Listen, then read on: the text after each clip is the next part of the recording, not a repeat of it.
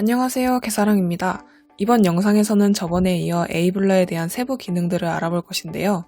1편에서 소개하지 못했던 에이블러의 기능을 크게 4가지 담았으며 이번 영상의 내용이 훨씬 더 유용하고 알차니까 꼭 끝까지 봐주세요. 참고로 아직 에이블러에 대해 모르시거나 기본 조작을 익히고 싶으신 분들은 상단의 영상을 클릭해주세요. 그럼 시작해볼게요. 첫 번째로 레이어 분리입니다. 식탁에 캐릭터를 앉히려고 할 때 캐릭터가 앉아야 할 의자와 캐릭터를 가리는 식탁이 한 레이어에 붙어 있어서 불편했던 적은 없으셨나요? 사물이 캐릭터를 가려서 불편했다면 에이블러에서 레이어 분리와 오려내기 추출로 해결해봅시다. 먼저 캐릭터를 식탁에 앉히는 연출이라고 치고 모델링 각도를 잡아줍니다. 그 다음 캐릭터 뒤에 있어야 할 물품과 캐릭터 앞에 있어야 할 물품을 생각해서 캐릭터 앞에 있어야 할 물품을 마우스 좌클릭으로 선택해줍니다. 식탁에 앉히는 경우 캐릭터 뒤 물품은 캐릭터가 앉는 의자, 캐릭터 앞 물품은 식탁이 될 테니 식탁과 그 위의 물건들을 전체 선택해주시면 됩니다. 여러 개를 선택해야 할 경우 Shift를 누르며 좌클릭하면 동시에 선택됩니다. 선택이 완료됐으면 씬탭의 레이어에 들어가 플러스 버튼을 눌러 레이어를 생성해줍니다. 레이어 이름은 캐릭터 앞 레이어로 할게요. 이렇게 하면 아까 선택했던 오브젝트가 한 곳에 묶이면서 따로 껐다 켤 수 있는 레이어로 만들어집니다. 이 다음 캐릭터 앞 레이어를 꺼준 뒤 배경을 추출해줍니다. 저는 빠른 렌더로 추출할게요. 추출이 되면 캐릭터 앞 레이어를 켜고 다시 캐릭터 앞 레이어 오브젝트들을 선택해줍니다. 이 다음 추출에 가서 오려내기 추출로 추출해줍니다. 이렇게 하면 따로 선택한 부분만 깔끔하게 추출되게 됩니다. 이렇게 캐릭터 뒷부분과 앞부분이 모두 추출되면 그림의 배경을 넣을 때 레이어를 분리해 따로 넣을 수 있기 때문에 캐릭터를 배경에 맞춰 넣기 쉬워집니다. 두 번째는 오브젝트 속성 활용입니다. 배경 연출을 할 때 전등처럼 오브젝트의 빛이 따로 있으면 좋겠거나 아니면 오브젝트에 특별한 효과를 주고 싶다고 생각하신 적 없나요? 에이블러에서는 바로 이런 오브젝트에 따로 효과를 주는 것이 가능합니다. 먼저 효과를 줄 오브젝트를 마우스로 선택해주세요.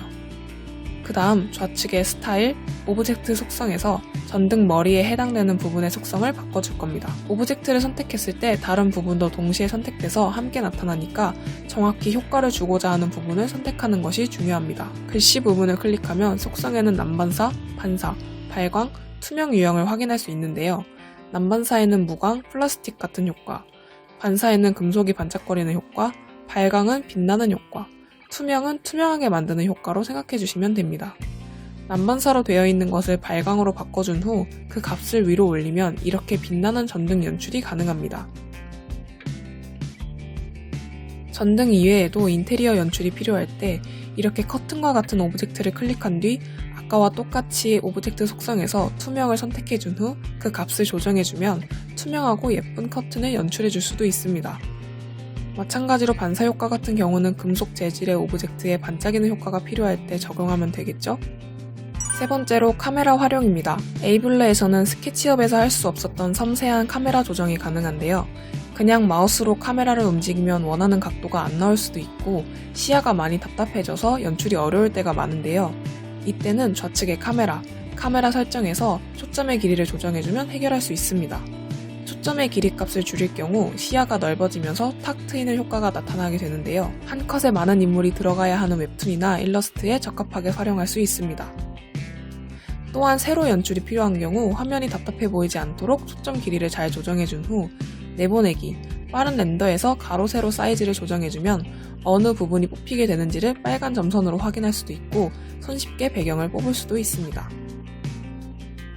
또 다른 카메라 활용법에는 피사계심도가 있는데요. 피사계심도는 편하게 말하면 초점 흐림 효과를 주는 것입니다. 피사계심도에 체크를 누른 후 조정이 가능한데요. 초점의 거리는 어디까지 초점이 흐려질지를 결정하고 값이 작아질수록 바로 화면 앞에서부터 흐려지기 때문에 전체적으로 흐려지게 됩니다.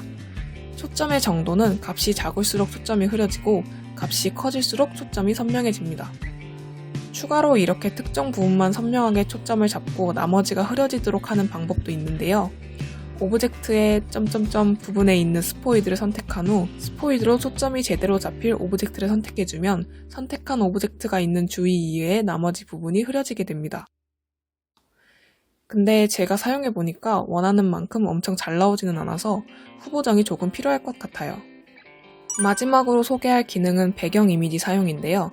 모델 파일을 불러오게 되면 모델링 주변이 모두 흰색이기 때문에 바깥 배경이나 하늘이 필요한 경우 나중에 후보정을 해줘야 하는 경우가 많았을 겁니다. 특히나 이렇게 흐릿한 창문이 있는 경우에는 배경 투명화도 안 되기 때문에 참 까다로웠을 텐데요. 그럴 경우에는 카메라, 배경 이미지에서 해결할 수 있습니다. 이미지 추가를 누르신 후 원하는 배경이 준비되어 있다면 사용자 이미지를 눌러서 배경으로 쓸 사진을 불러주세요. 저는 에이블러 기본 이미지를 선택해 주겠습니다. 사진을 불러오면 이렇게 불투명도를 조정해 줄 수도 있고 이미지 배치를 모델링의 뒤로 할 건지 앞으로 할 건지와 이미지를 어떻게 배경에 맞출 건지에 대한 프레임 방식, 만약 이미지에 원하는 모습이 안 보일 때는 이렇게 X값과 Y값을 조정해서 이미지 위치를 조정할 수도 있습니다. 이 외에도 회전, 크기 조정, 뒤집기가 가능하기 때문에 자유롭게 이미지를 수정해 줄 수도 있어요. 팁을 하나 알려드리자면 한번 추가된 이미지 위에 비나 눈 같은 날씨 이미지가 더 필요하다면 투명화가 된 날씨 이미지를 미리 만들어 주신 후 이미지 추가 버튼을 한 번 더 눌러 이미지를 불러와 주시면 이렇게 적용이 가능합니다. 이렇게 에이블러에 대한 기능을 마지막으로 알아보았는데요. 에이블러도 정말 좋은 프로그램이라는 것이 느껴지지 않나요? 많은 장점이 있지만 굳이 단점을 뽑자면 아무래도 큰 모델링을 불러올 때 정말 좋은 컴퓨터가 아니면 렉이 많이 걸린다는 것이 단점으로 작용하기도 하는 것 같아요. 하지만 평범한 일상물이나 로맨스를 그리시는 분들, 일러스트를 그리시는 분들은 확실히 스케치업보다는 활용하기 정말 좋은 것 같습니다. 저는 일러스트를 그릴 때 배경으로 많이 애용할 것 같아요. 여러분들도 제 영상을 보시면서 에이블러를 한번 직접 만져보시는 것을 추천드립니다. 그럼 저는 더 유용한 영상으로 찾아올게요. 시청해주셔서 감사합니다.